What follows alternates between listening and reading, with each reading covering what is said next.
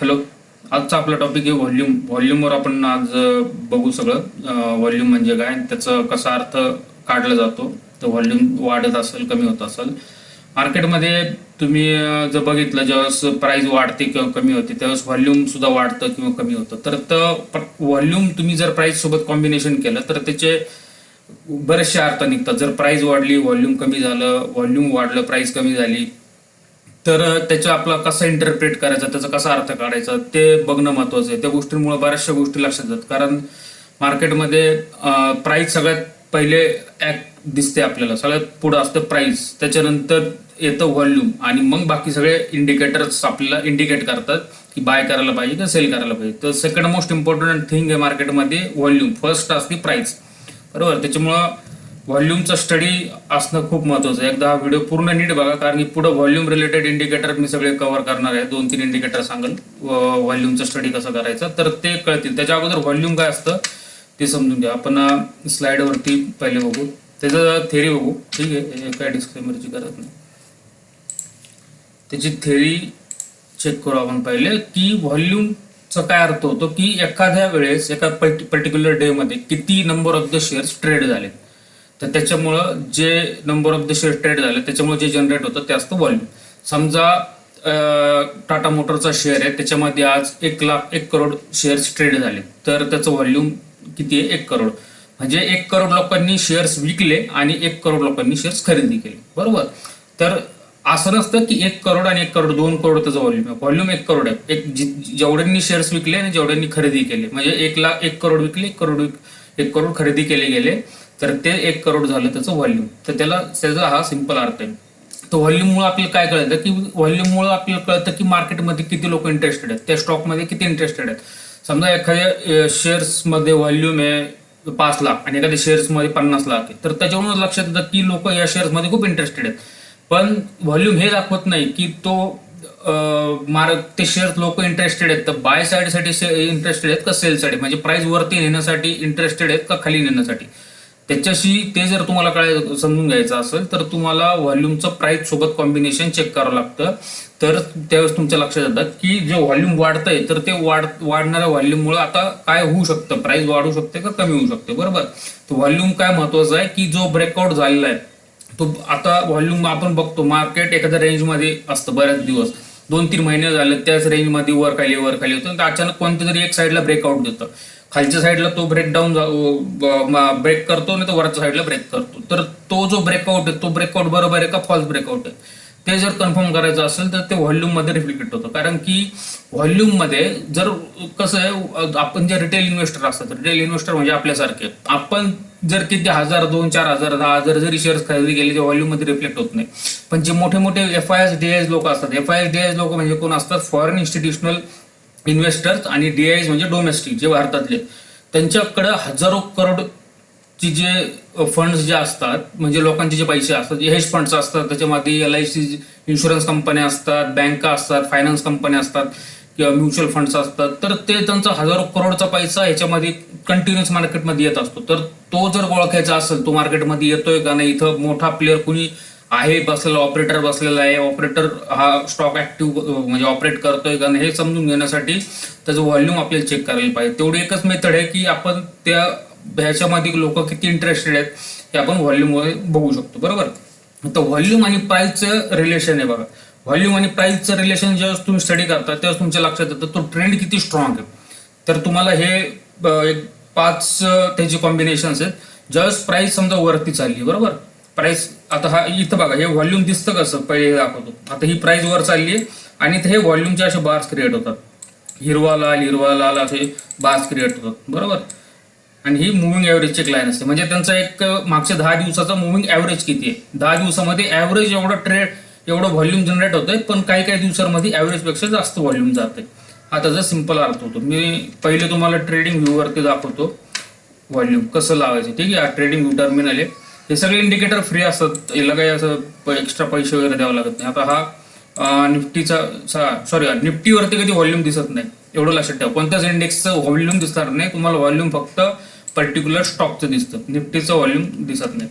तर मी इथं weekly chart set केला, इंडिकेटरमध्ये गेलो, इंडिकेटरमध्ये इथं मी टाईप केलं व्हॉल्यूम. इथं व्हॉल्यूम म्हणून त्यावर क्लिक करायचं. इथं खाली बघा हे बार्स दिसतात सगळे व्हॉल्यूमचे, ग्रीन रेड. ठीक आहे. आणि ग्रीनचा अर्थ असा नसतो की तो तिथं बाईंगच झाली किंवा प्राइस वरच गेली, किंवा रेडचा असा अर्थ नसतो की मार्केट प्राइस खाली म्हणजे तिथं सेलर्स आहेत. ग्रीन म्हणजे बायर्सच आहेत आणि रेड म्हणजे सेलर्स आहेत असा अर्थ नसतो. अर्थ असतो त्याच्या क्लोजिंग प्राइसचा. आता ही जी कॅन्डल ही मागच्या कॅन्डलच्या वरती जर क्लोज झाली असेल तर हा जो बायर आहे तो ग्रीन म्हणेल, आणि ही जी कॅन्डल आहे ही पाठीमागच्या कॅन्डलच्या खाली क्लोज झाली तर तो रेड बनल. हा त्याचा अर्थ असतो. याच्यावरून लक्षात येत नाही ग्रीन आणि रेड वरून की तिथं बायर्स जास्त इंटरेस्टेड आहेत का सेलर जास्त म्हणजे इंटरेस्ट सेलर्सला जास्त आहे का बायर्सला जास्त आहे ते लक्षात येतं प्राइस वरून. प्राइसच्या कॉम्बिनेशन करून ते गोष्ट आपण चेक करू शकतो. तर आता हे व्हॉल्यूम इंडिकेटर मी इथं दिसतंय तुम्हाला, तर याच्या सेटिंगमध्ये जायचं. सेटिंगमध्ये इथं मुव्हिंग ॲव्हरेज म्हणून हे व्हॉल्यूम मुव्हिंग ॲव्हरेज हे ऑन करायचं. ओके, ठीक आहे. तर ही जी लाईन दिसते तर हे जनरली मागच्या 10 दिवसामध्ये एक ॲव्हरेज व्हॉल्यूम किती असतं, म्हणजे एवढं जनरली ॲव्हरेज व्हॉल्यूम असतं. पण हे काही दिवस आहेत बघा की त्याच्यामध्ये व्हॉल्यूम खूप जास्त स्पाइक झालंय. इथं जास्त लोकांनी खरेदी केली किंवा विक्री केली जे काय असेल ते, पण लोकांनी इथं ट्रेडिंग जास्त केली. ह्या काही ज्या ब्लू लाईनच्या वरती ज्या व्हॉल्यूम गेले म्हणजे इथं ट्रेडिंग जास्त झालेली आहे. म्हणजे काहीतरी गोष्ट आहे, ह्या दिवशी काहीतरी घडलंय की तिथं मोठा प्लेअर आलाय किंवा मोठा प्लेअर निघून गेलाय, या गोष्टी इथं घडलेल्या आहेत. बरोबर. तर परत थोडीशी धीरे बघू. आता प्राइस आणि व्हॉल्यूमचं कॉम्बिनेशन बघा. पहिलं काय असतं, प्राइस जर वाढते आणि व्हॉल्यूम पण वाढते, बरोबर. व्हॉल्यूम वाढते आणि प्राइस वाढते याचा अर्थ काय, तो स्ट्रॉंग अप ट्रेंड आहे, म्हणजे अप ट्रेंड मध्ये जाण्याचे चान्सेस जास्त आहेत. बरोबर. आता सेम दुसरं की प्राइस वाढतीये पण व्हॉल्यूम कमी होत आहे. प्राइस तर वाढतीये पण आता व्हॉल्यूम म्हणजे त्याच्यामध्ये ट्रेडिंग कमी झाली, म्हणजे आता लोक जास्त इंटरेस्टेड नाहीयेत ते शेअर्स विकत घेण्यासाठी. जो प्राइस वरती चालली ते एक तर मॅनिप्युलेशन होतंय, काहीतरी कोणीतरी त्याचा बबल बनवतंय. कारण की कोणती पण स्टॉकची प्राइस जेव्हा जोरात खाली येते ना त्याच्या अगोदर तिला खूप वरती नेलं जातं, मॅनिप्युलेट केलं जातं. तिथं रिटेल लोकांना म्हणजे आपल्यासारख्या लोकांना फसवलं जातं आपल्याकडून, कारण की त्यांच्याकडे जे करोडोनी शेअर्स असतात त्यांना ते डंप करायचे असतात. डंप करण्यासाठी त्यांना बायर्स पाहिजे. त्यांना मोठ्या प्रमाणात बायर्स कधी दिसतील, जेव्हा शेअर्सची प्राइस वर जाताना दिसेल. तर आपल्यासारखे लोक जे लालची लोक असतात, आपल्याला वाटतं आता शेअर्स खूप वर जाईल, आपण विकत घ्यायला जातो आणि ते त्यांचा सगळा माल विकून मोकळे होतात आणि बाहेर पडतात. त्यावेळेस तिथे समजून घ्यायचं की मार्केट आता खाली येणार आहे. तर दुसरा काय येतं, जर प्राइस वर चालली पण आता व्हॉल्यूम कमी होते म्हणजे तो ट्रेंड वीक झालेला आहे, म्हणजे आता इथं इंटरेस्ट कमी झालं तर पुढं मार्केट खाली येऊ शकतं. नंतर प्राइस कमी होते आणि व्हॉल्यूम वाढते.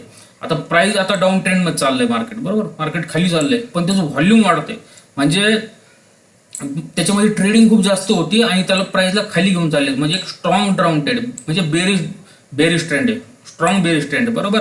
त्याच्यानंतर पाचवं कॉम्बिनेशन काय, प्राइस कमी होते आणि व्हॉल्यूम कमी होते. आता प्राइस तर खाली झाली पण त्याच्यामध्ये आता लोकांना इंटरेस्ट नाही, त्याच्यामध्ये व्हॉल्यूम कमी झाले, आता लोक जास्त इंटरेस्टेड नाही. म्हणजे याचा अर्थ इथून मार्केट आता रिव्हर्स होऊ शकतं, मार्केट अप ट्रेंड मध्ये जाऊ शकतं.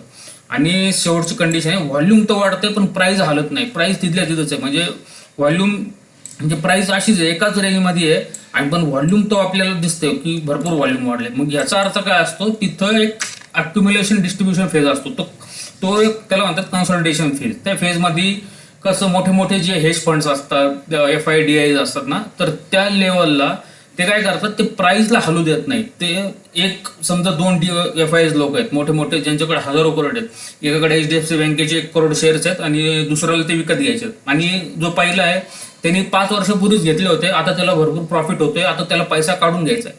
तर तो दुसऱ्याला म्हणून माझ्याकडे 1 करोड शेअर्स आहेत, मी तुला त्याच प्राइसला देतो, मग तो त्याच्याकडून त्याच प्राइसला घेतो. मग प्राइस मध्ये तर काही डिफरन्स दिसत नाही पण व्हॉल्यूम खूप वाढलेलं दिसतं. मग इथं आपल्याला तो एक सपोर्ट आणि डिमांड झोन तिथं तयार होतो त्या लेवलला. म्हणजे एक मार्केट बघा जनरली कधी कधी असं वरती जातं, या लेवलला कन्सॉलिडेट होतं, परत मग वरती ब्रेकआउट देतं, नाही तर मग खालच्या लेवलला ब्रेकडाऊन होतो. मग हा जो फेज असतो ना, हा असतो कन्सॉलिडेशन, अक्युम्युलेशन डिस्ट्रीब्युशन फेज म्हणतात त्याला. तर इथं अलर्ट राहिलं पाहिजे की कोणत्या पण साईडला मार्केट आता कोणतं पण ट्रेंड होऊ शकतो. आता हे ट्रेंड ओळखण्यासाठी मी तुम्हाला बाकी ट्रेंड इंडिकेटर शिकवलेत, ते मागचे व्हिडिओ चेक करा की मार्केट कोणत्या साईडला जाण्याची पॉसिबिलिटी जास्त असू शकते आणि ते कॅन्डलस्टिक वरून किंवा बाकी इंडिकेटर वरून कसं आपल्याला लक्षात येतं. त्याच्यानंतर व्हॉल्यूम तर वाढते पण प्राइस वाढत नाही. मी तुम्हाला आत्ता सांगितलं की अक्युम्युलेशन डिस्ट्रीब्युशन जे असतं ते तिथे डिमांड्स आपल्या झोन तयार होतात. म्हणजे आपण जे मार्केटमध्ये म्हणतो की आता बाबा इथं आता हा रेजिस्टन्स आहे, इथून आता खाली आला परत वरती गेला तर परत आता इथं रेजिस्टन्स आहे, हा ब्रेक केला तर आता वर जाईल. किंवा मार्केट समजा डाऊन ट्रेंडमध्ये आहे, इथं सपोर्ट घेतला वरती गेला परत आला परत आता मग इथं त्याचा सपोर्ट क्रिएट झाला. जोपर्यंत हा सपोर्ट तोडत नाही तोपर्यंत खाली जाणार नाही. तर इथून आता सपोर्ट वरती गेला तर मार्केट वरती जाईल. हे सपोर्ट आणि डिमांड झोन इथं तयार होतात, सपोर्ट आणि रेजिस्टन्स तयार होत असतात. तर व्हॉल्यूम काय दाखवतो आपल्याला की मार्केटमध्ये किती लोक जास्त इंटरेस्टेड आहेत हे फक्त व्हॉल्यूम दाखवतो. म्हणजे किती जास्त ट्रेडिंग होती एखाद्या स्टॉकमध्ये हे व्हॉल्यूम दाखवतो. व्हॉल्यूम डायरेक्शन दाखवत नाही, एवढं लक्षात. जर तुम्ही प्राइस सोबत त्याचं कॉम्बिनेशन केलं तरच व्हॉल्यूम तुम्हाला डायरेक्शन दाखवतो, बाकी नाही. बरोबर. त्याच्यामुळे प्राइस सोबत त्याचं कधी पण आपण स्टडी केला पाहिजे. तर व्हॉल्यूम आता एक व्हॉल्यूम स्पाइक होते पण प्राइस स्टेबल आहे, तर इथं वरती सांगितलंय मी तर अक्युम्युलेशन डिस्ट्रीब्युशन फेज आहे. त्याच्यामुळे तिथं अलर्ट राहायला पाहिजे की मार्केट आता कोणत्या पण साईडला ट्रेंडिंग जाऊ शकतं. एकदा वरच्या साईडला ब्रेकआउट देईल नाही तर ब्रेकडाऊन होईल. बरोबर. त्याच्यानंतर व्हॉल्यूम अनालिसिस कशासाठी करतो आपण की तिथं बिग प्लेयर्स म्हणजे मोठे मोठे जे फंड मॅनेजर्स आहेत की जे हजारो करोडनी मार्केटमध्ये उतरतात, तर त्यांची ऍक्टिव्हिटी कुठं ते कोणत्या लेवलला म्हणजे कोणत्या प्राइसला ते येऊन बसले जास्त, कोणत्या प्राइसला ते विकतात आहे, कोणत्या प्राइसला ते बाय करतात आहे. तर ती ऍक्टिव्हिटी ओळखण्याचा एकच मार्ग आहे फक्त व्हॉल्यूमचा नीट अभ्यास केला पाहिजे आपण. आता ते पुढं चार्टर बुक आणि पण व्हॉल्यूमचं स्टडी फक्त तुम्हाला प्राइस ऍक्शन सोबत करावं लागेल आणि बाकी इंडिकेटर सोबत करावं लागेल. सिंगल व्हॉल्यूम बघून गोष्टी व्यवस्थित तुम्हाला लक्षात येणार नाही. बरोबर. आणि तुम्हाला हे ग्रीन आणि रेड कॅन्डल सांगितलं. ग्रीन कॅन्डल म्हणजे तिथं बायर्स आहेत आणि रेड म्हणजे सेलर्स आहेत असं नसतं. ते क्लोजिंग प्राइसवर असतं. मार्केट त्या कॅन्डल प्राइस कुठं क्लोज झाली, प्रिव्हियस कॅन्डलच्या वरती क्लोज झाली तर ग्रीन होतो आणि प्रिव्हियस कॅन्डलच्या खाली क्लोज झाली तर रेड होतो. एवढंच त्याचं सिंपल मिनिंग असतो. आता ह्याच्या ट्रेडिंग व्ह्यूवरती आलोय मी. इथं मी व्हॉल्यूम ऍड केलंय. आता इथं नीट बघा. आता इथं बघा, इथून जर बघितलं तुम्ही इथून व्हॉल्यूम हे ऍव्हरेज व्हॉल्यूम आहे. जनरली एवढं व्हॉल्यूम असायला पाहिजे हे ऍव्हरेज लाईनच्या, पण ह्याच्यापेक्षा तर जास्त व्हॉल्यूम आहे. इथून इथं बघा व्हॉल्यूम वाढताना दिसते तुम्हाला. बरोबर. व्हॉल्यूम वाढते आणि प्राइस पण वाढते, प्राइस मध्ये पण ते रिफ्लेक्ट होतं. बरोबर. इथून पण बघा, इथून इथपर्यंत जर तुम्ही जनरली ऍव्हरेज बघितलं, ऍव्हरेज इथून इथपर्यंत व्हॉल्यूम कमी झालंय, प्राइस मध्ये पण दिसतंय ते. ठीक आहे. त्याच्यानंतर आता हा लॉंग ट्रेंड आहे. ह्या ट्रेंडमध्ये बघा, या ट्रेंडमध्ये पण इथं एक ऍव्हरेज व्हॉल्यूम पेक्षा इथं व्हॉल्यूम कमी होतं, पण सडनली इथं काय झालं, इथं व्हॉल्यूम स्पाइक झालं या लेवलला. इथं कोणीतरी मोठ्या माणसाने खूप जास्त खरेदी केली आणि ते प्राइसमध्ये पण रिफ्लेक्ट झालं आणि त्याच्यानंतर खूप मोठी रॅली आहे. तर हे व्हॉल्यूम आणि प्राइसचं कॉम्बिनेशनवरून आपल्याला लक्षात येतं. त्याच्यामुळे आणि इथं बघा, इथं पण बघा, इथं पण हे जे काय सेलिंग झालंय, आता व्हॉल्यूम इथं वाढलंय. बरोबर. जर जनरली बघितलं हे तर रेड आणि ग्रीन सोडून द्या, रेड आणि ग्रीनचं मिनिंग काय पकडू नका. तर फक्त व्हॉल्यूम वाढते कमी होतं. इथं व्हॉल्यूम वाढले, इथं व्हॉल्यूम वाढले आणि प्राइस खाली येते, पण स्ट्रॉंग डाऊन ट्रेंड. मी तुम्हाला वाढलं व्हॉल्यूम जर वाढते आणि प्राइस खाली येते म्हणजे तो डाऊन ट्रेंड आहे, प्राइस खाली येते डाऊन ट्रेंड आहे. पण व्हॉल्यूम इथं वाढलेलं दिसतंय बघा, इथं इथं इथं व्हॉल्यूम म्हणजे तो एक ट्रेंड बेरिश आहे पण स्ट्रॉंग आहे, ते जोरात खाली आलं मार्केट. नंतर दुसरं बघू आपण स्टॉक अदानी पोर्ट्स म्हणून. ते बारीक सारीक गोष्टी, सगळ्या गोष्टी माहिती असल्या पाहिजे. त्याच्या पाठीमागे जास्त काही रॉकेट सायन्स नाहीये, पण प्रत्येक गोष्ट तुम्हाला मार्केटमधली माहिती असली पाहिजे, ते गरजेचं आहे. बरोबर आहे. इथं बघा, इथं व्हॉल्यूम स्पाइक झालंय, इथून इथं बघितलं व्हॉल्यूम वरती वाढत चाललंय, इथून प्राइस पण वाढते.